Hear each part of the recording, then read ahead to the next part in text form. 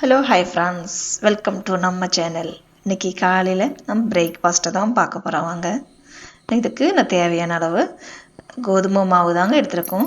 ஒரு 2 கப்பு கோதுமை மாவு எடுத்துக்கலாம். இதுக்கு தேவையான அளவு நம்ம உப்பு சேர்த்துக்கிட்டோங்க.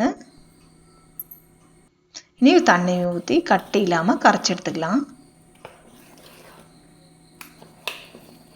நம்ம காலையில் ஒரு ஈஸியான பிரேக்ஃபாஸ்ட்டுங்க. இது டேஸ்ட்டாக கட்டி இல்லாமல் கரைச்சி எடுத்துக்கிட்டோங்க. இது மூடி நம்ம ஒரு சைடை மாற்றி வச்சுக்கலாம். நீ அடுத்து இதுக்கு தாளிப்பு ஒரு 50 மில்லி எண்ணெய் ஊற்றிக்கிட்டான். தேவையான அளவு கடுகு, சீரகம், உளுத்தம்பருப்பு கொஞ்சமாக, இது கழுவுனாலும் கொஞ்சம் ஒட்டி பிடிச்சி வச்சுங்க, அப்படியே எடுத்து போடாமல். பச்சை மிளகு 1, தேவையான கருவேப்பிலை, சிறுசாக நறுக்குன ஒரு வெங்காயம், இதெல்லாம் போட்டு நல்லா வதப்பி எடுத்துக்கலாங்க. நம்ம வதப்பி இது மாவில் சேர்க்கும் போது நல்லா டேஸ்ட்டை கொடுக்குங்க. நிறைய பேருக்கு கோதுமை தோசை பிடிக்காது. கண்டிப்பாக இப்படி செஞ்சு கொடுங்க, எல்லாருக்குமே நல்லா பிடிக்கும். இது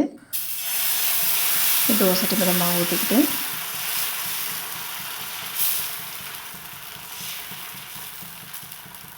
தேவையான அளவு நீங்கள் ஷேப் செஞ்சுக்காங்க. எனக்கு எந்த ஷேப் தான் கிடைச்சிது. நீ திருப்பி போட்டுக்கலாம். தேவைன்னா நீங்கள் மேலே மூடியும் வச்சு வேக விடலாங்க. ஒரு சைடு வெந்துடுச்சு. இனி நம்ம எடுத்துக்கலாம். நல்லா சாஃப்டான டேஸ்டான பிரேக்ஃபாஸ்ட்டுக்கு சூப்பரான ஒரு தோசை ரெடிங்க. கண்டிப்பாக உங்கள் வீட்லேயும் செஞ்சு பாருங்கள், எல்லாருக்கும் பிடிக்கும். இந்த வீடியோ பிடிச்சிருந்தா எனக்கு லைக் பண்ணுங்கள், ஷேர் பண்ணுங்கள், சப்ஸ்கிரைப் பண்ணுங்கள். இனி அடுத்த வீடியோவில் பார்க்கலாம். பாய்.